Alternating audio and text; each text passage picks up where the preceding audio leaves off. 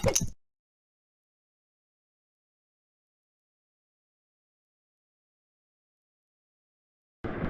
morning, student.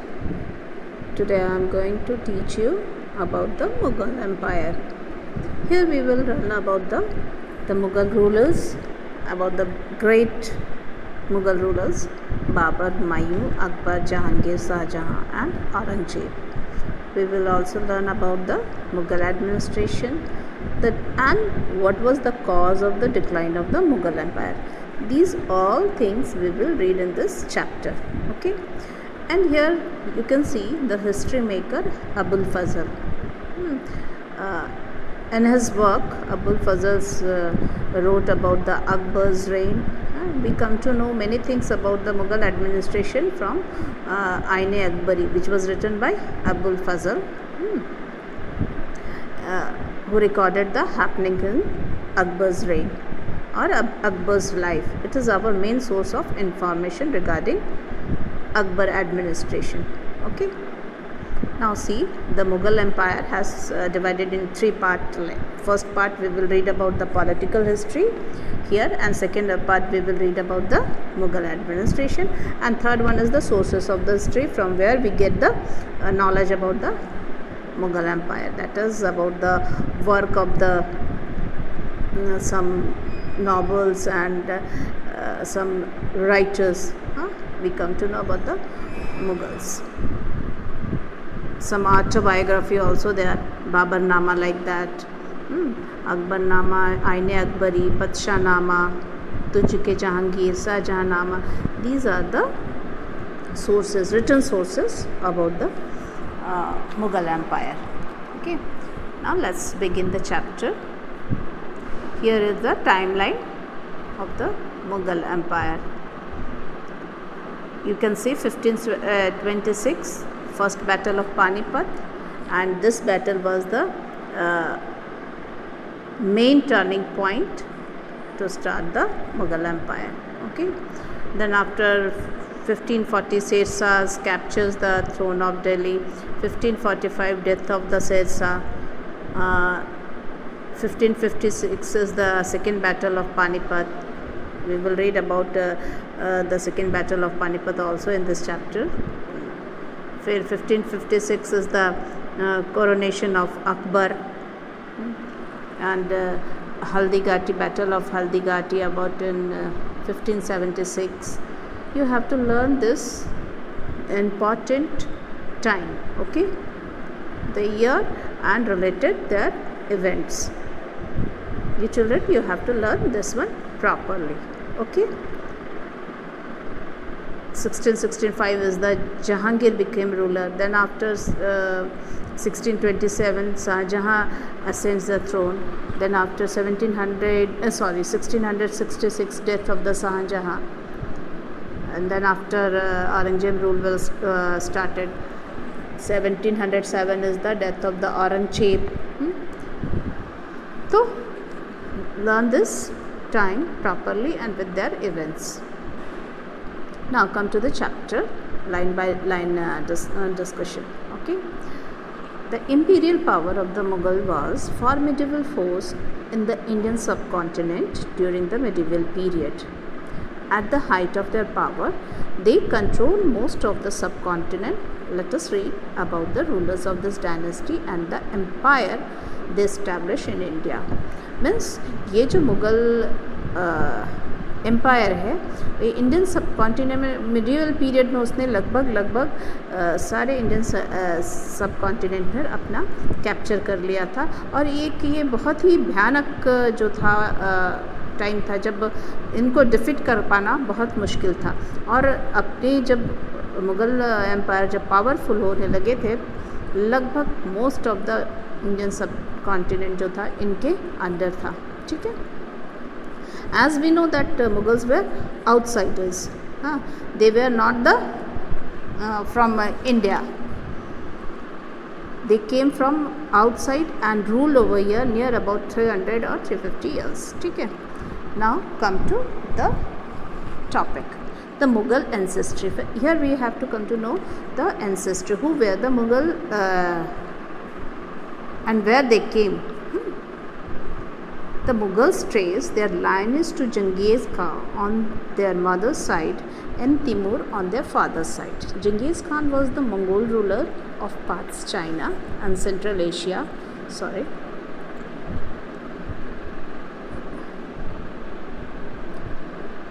In the 12th, 13th century.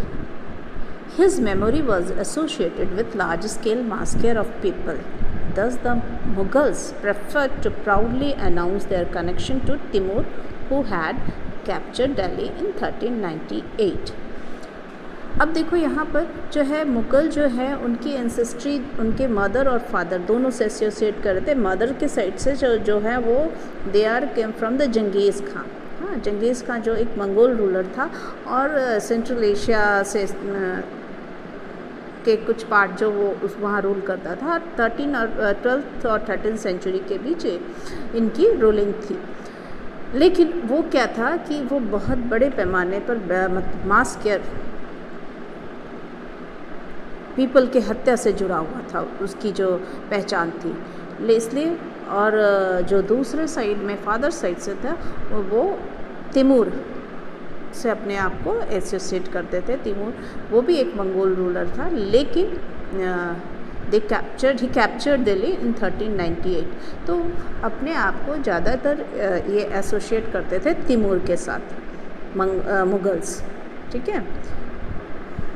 Now come to the Babur. The first ruler of Mughal empire was Babur. और बाबर किस तरह से भारत में आया और उसने भारत में कैप्चर किया, we will see.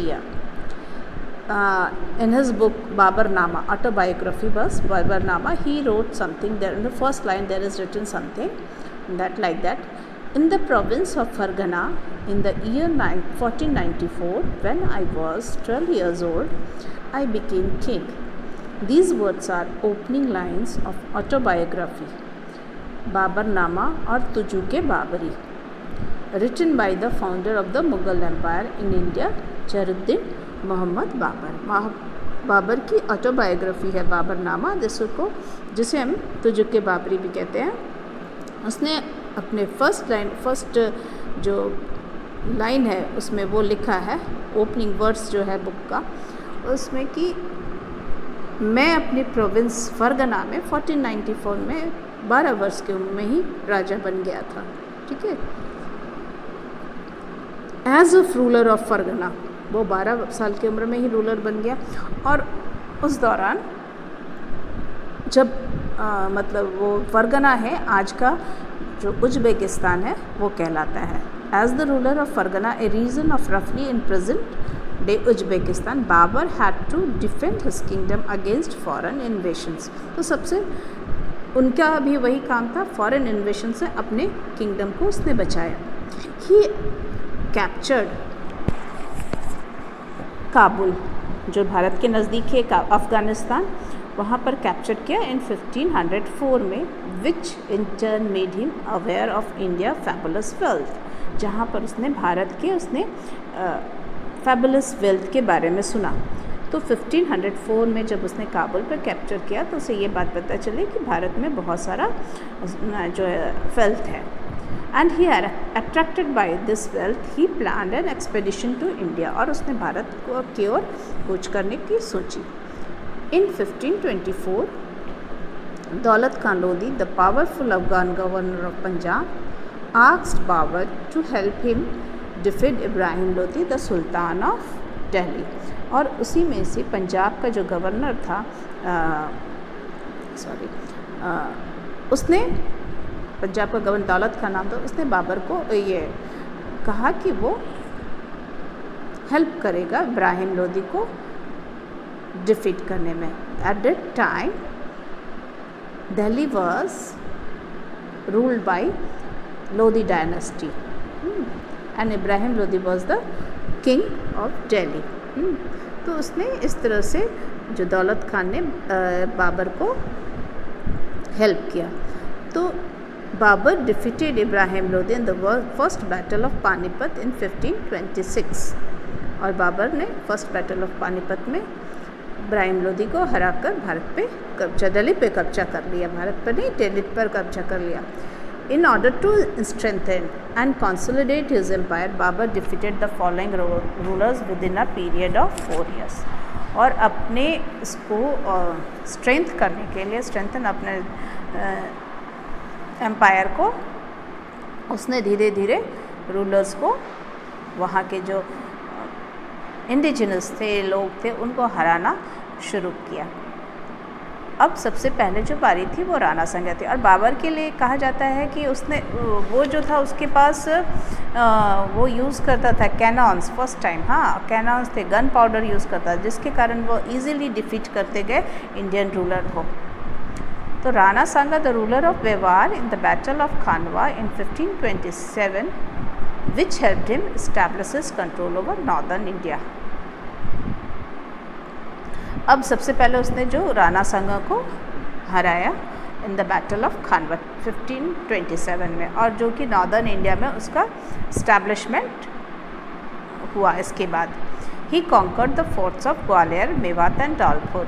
फिर उसने ग्वालियर, मेवात एंड धौलपुर को कॉन्कर्ड किया। He annexed a huge part of Alwar from Hasan Khan Mewati. Hasan Khan Mewati से भी उसने अलवर के बहुत सारे हिस्से अपने अधिकार में ले लिए। He led a campaign against Medini Rai of Chanderi in Malwa and combined forces of Afghans and sultan of Bengal on the banks of river Ghaghra. अब उसने मेदिनी राय के अगेंस्ट चंदेरी, मालवा,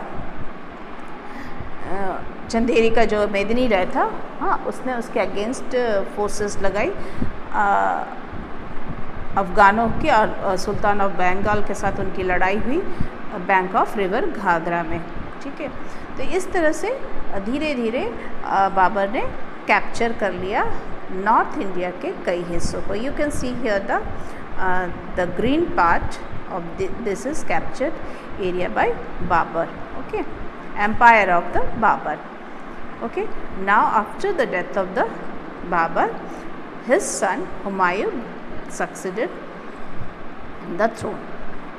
ठीक है, Humayun whose reign was 1530 to 1540.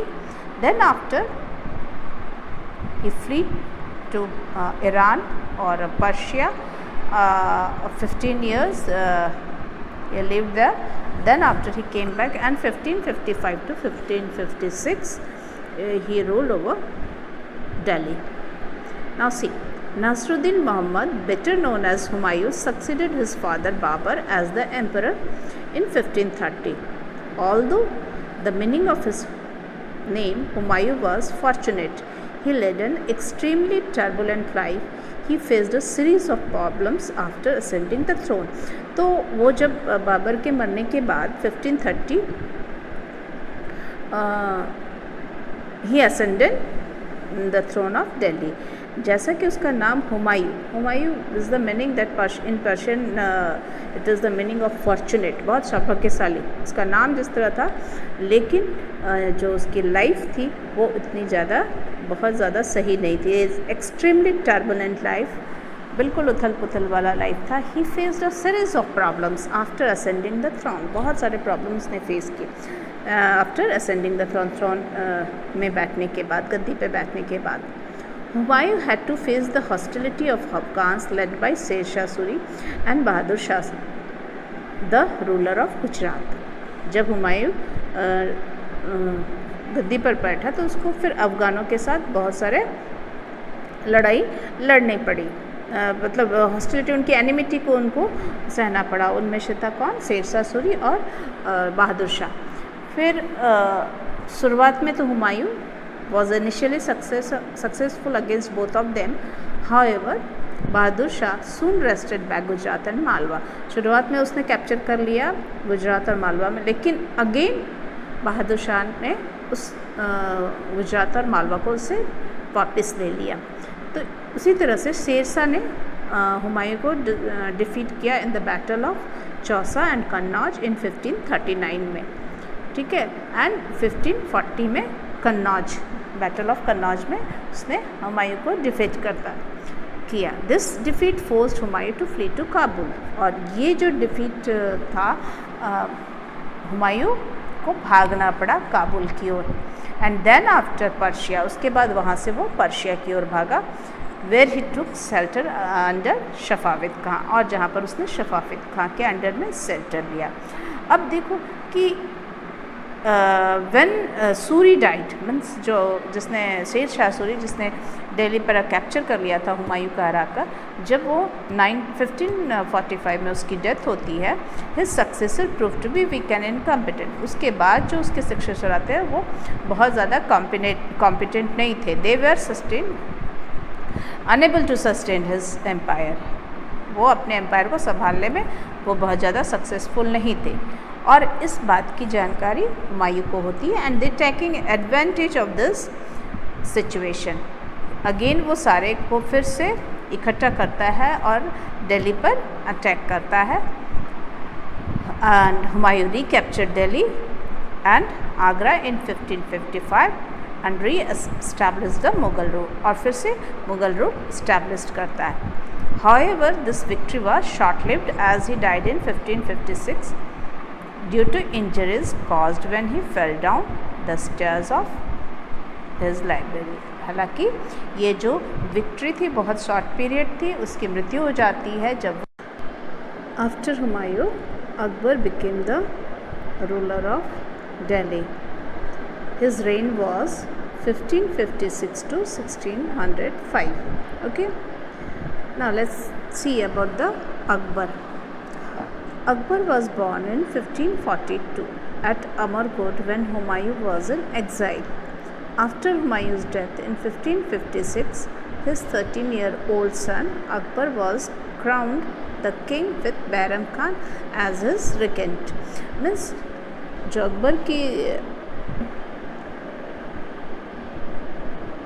के जन्म के समय मीन्स 1542 में जब अकबर का जन्म हुआ था तो उस समय हुमायूं देश से बाहर था। ठीक है, ही वॉज इन ईरान। उसके मरने के बाद आफ्टर हुमायूंस डेथ 1556 जब उसकी मृत्यु हो जाती है तो उस समय अकबर सिर्फ 13 ईयर्स का था and he became a king, but under the guardianship of Bairam Khan, उसके गार्जियनशिप में वो किंग बन जाता है।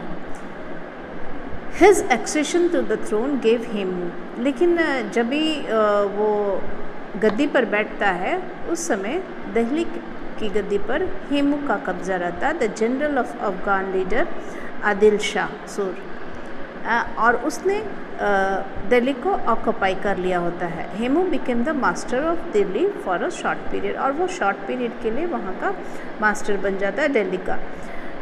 In the second battle of Panipat in 1556 Hemu was defeated and killed by Bairam Khan. अभी यहाँ पर 1556 में हेमू के साथ और मुग़ल इनके बीच बैटल होती है, the second battle of Panipat 1556 में, जिसमें Mughal again reoccupied the Delhi and Agra after defeat of Hemu's. Hemu के को हराकर दिल्ली को फिर से रीऑक्युपाई कर लेती है। Akbar freed himself from the guardianship of Baran Khan and took the reign of the empire in his own hand in 1560। और तब तक 1560 में अकबर जो है बैरम खां के गार्डियनशिप से अपने आप को अलग कर लेता है और गद्दी पर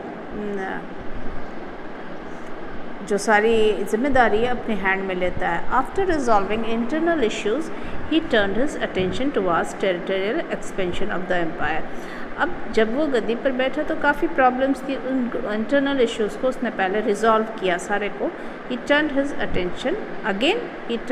अटेंशन टुवर्ड्स टेरिटोरियल एक्सपेंशन, और टेरिटोरियल एक्सपेंशन में उसने अपना अब ध्यान लगाना शुरू किया अपने एम्पायर का एक्सपैंड करने में। अब now let's see the conquest of the Akbar. Akbar के कौन कौन से कॉन्क्वेस्ट थे? First, the Mughal empire under Akbar extended from the Himalayas in the north to Godavari in the south and the Hindu Kush mountain in the northwest to river Brahmaputra in the east। Means क्या कहा जा रहा है कि Himalaya north में हिमालय से लेकर south में गोदावरी तक इसकी एम्पायर थी, और साथ में वेस्ट में गोदावरी से लेकर ब्रह्मपुत्र, ईस्ट में ब्रह्मपुत्र तक इसने अपने एम्पायर का काफ़ी एक्सपेंशन किया। Akbar began his conquest by extending his control towards Malwa, Narmada Valley, and the northern region of present Madhya Pradesh, Jaunpur, Gujarat, Bengal, Ajmer, Ranthambore, Jodhpur, Bikaner and Jaisalmer। इन सभी kingdoms को उसने अपने reason में मिलाया, empire में मिलाता गया, वो इन पर जीत हासिल करता गया। In 1572, Akbar occupied Ahmedabad and Surat in Gujarat। 1572 में उसने अहमदाबाद और गुजरात को भी कैप्चर कर लिया।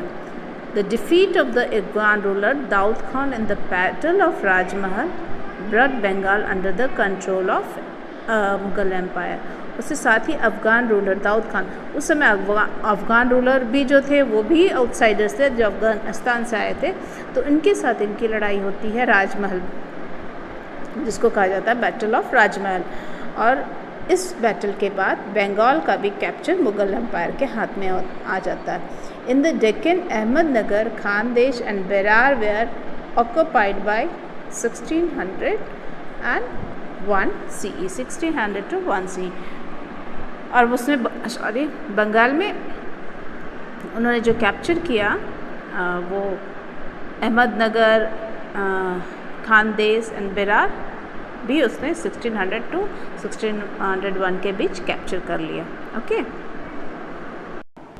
Relationship with the Rajputs. Akbar was aware that the task of consolidating and strengthening his empire would never be complete without the support and loyalty of the Rajputs. He also understood the importance of Hindu-Muslim unity and cooperation in order to build an all-India empire। देखो, अकबर को ये मालूम था कि पूरे उसके empire को वो जो राज्य जीतता जा रहा था, किंगडम वो जीतता जा रहा था, लेकिन इसको बना कर रखना, उसको संगठित करके रखना, कंसोलिडेट करके रखना और उसको मजबूती से उस पर अपनी पकड़ बनाए रखना, ये कोई मामूली काम नहीं था। उसे अपने एम्पायर को संभालने के लिए राजपूतों के सपोर्ट की ज़रूरत थी।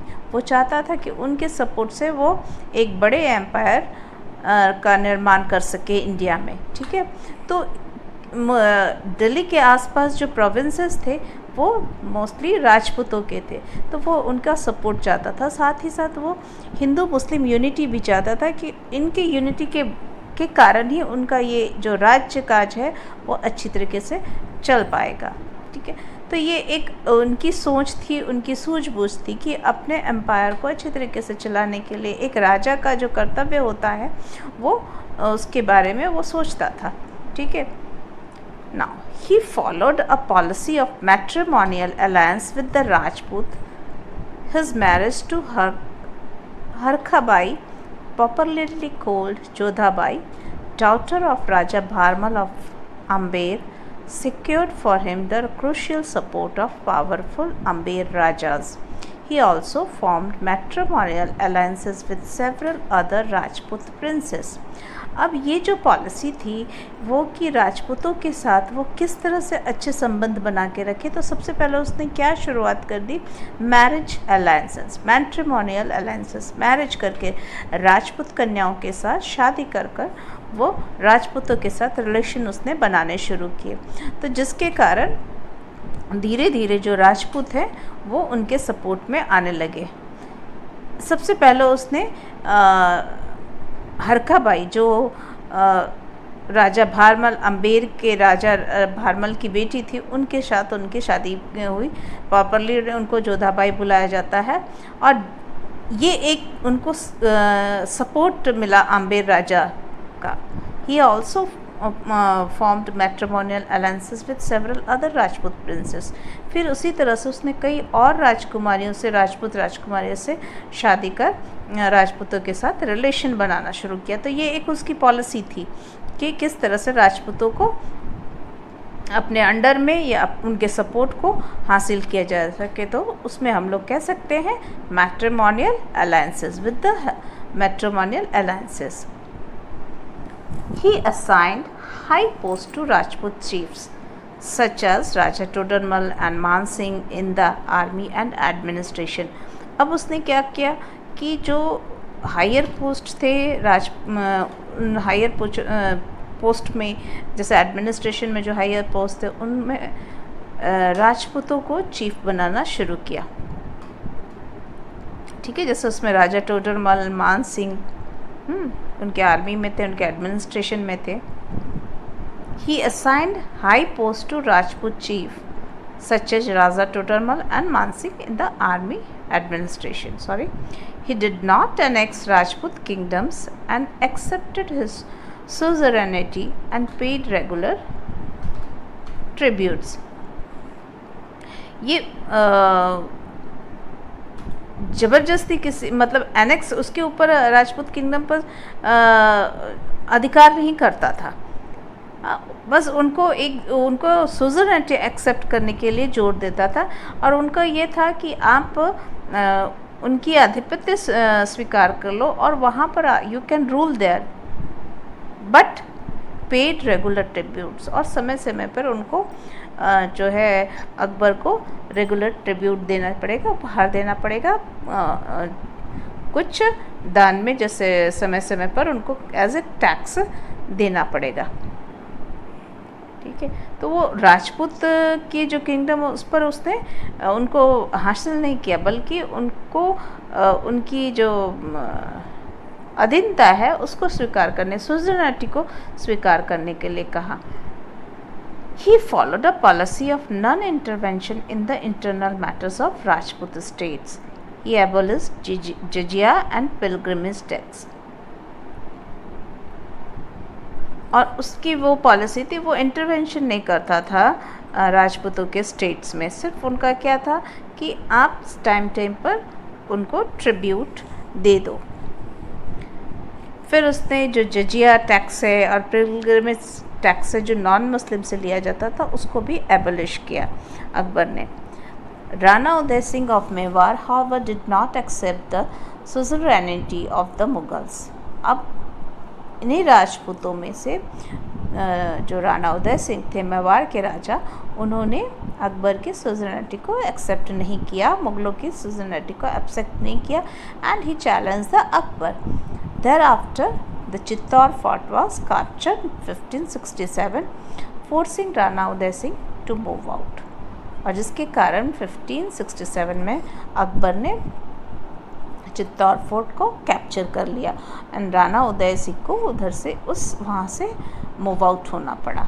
ठीक है, Rana Pratap the son of Rana Uday Singh continued his father's zeal to safeguard his homeland. उसी तरह से महाराणा प्रताप भी अपने पिता की तरह ही था, वो नहीं चाहता था कि वो मुग़लों के हाथ में अपने किंगडम को दे. उसके लिए उसने काफ़ी फॉट किया. He fought against the Mughal army in battle of Haldi Ghati इन 1576 में ना अकबर और महाराणा प्रताप के बीच जो जंग हुई थी, जो बैटल हुई थी, उसका नाम था बैटल ऑफ हल्दी घाटी. ये एक बहुत बड़ा निर्णायक युद्ध था. ठीक है. Now Rana Uday Singh of Mewar, however, did not accept the suzerainty of the Mughals and challenged Akbar.